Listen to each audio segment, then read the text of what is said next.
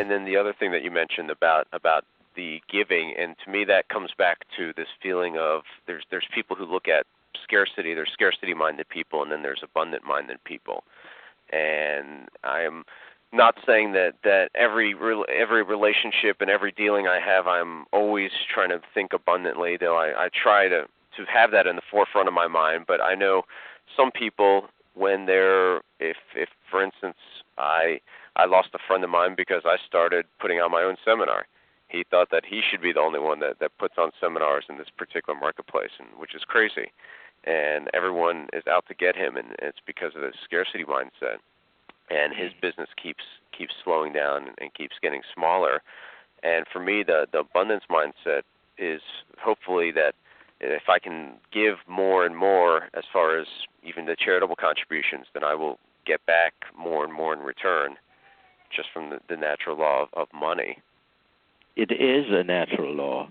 It is a law which is a very difficult one for us to accept. In fact, I have told you about my old friend Foster Hibbert, who was an associate of Napoleon Hill. Right. And he believed so much in that and lived it in his life and proved it. And when we give, we cannot help ourselves. The universe is a giving universe. You give a seed. If you've got seed grain and you're starving, or you know that this is the only seed you've got to make flour, to do something with, and you're thinking, well, I am going to eat a little today and a little tomorrow. Whatnot. If you take the seed grain and you give it away to the ground, and you make sure it's watered properly, after a while, you will have so much grain that you can make all the bread you want. And so you are naturally fulfilling the law of giving and receiving. And in every ancient text, it talks about it. But it's not an intuitive law, because we feel that if we give, we will have less.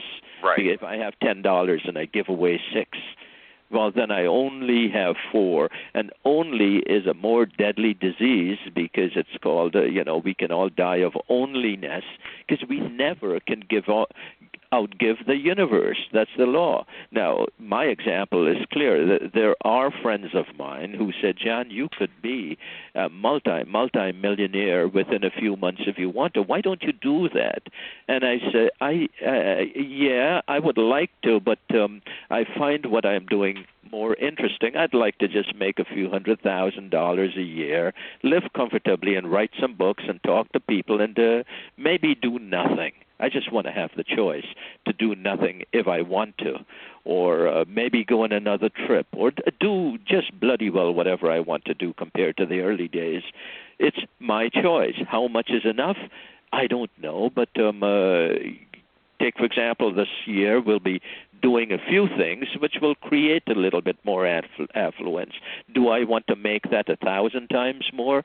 No. Am I not going to leave stuff for my kids? You know what? Let them earn their own. No, of course I'm going to help them a little, but stuff like that. But you are fulfilling the need of other people. You are giving, and this friend that you lost by feeling that he should be doing this, and now if that happened, he wasn't a real friend in the first place.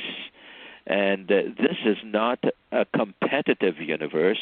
This is actually a cooperative universe, because if you put your minds together, you have a mind that's larger, the mastermind principle, that's larger than the two combined. Actually, Napoleon Hill told Foster Hibbert that if you put 2 together, you don't have 1 and 1 plus 2. You've got 2 times 2 times 2. It cubes itself, so you have the force of about 8 people. And if you put 3 together, it's like 27.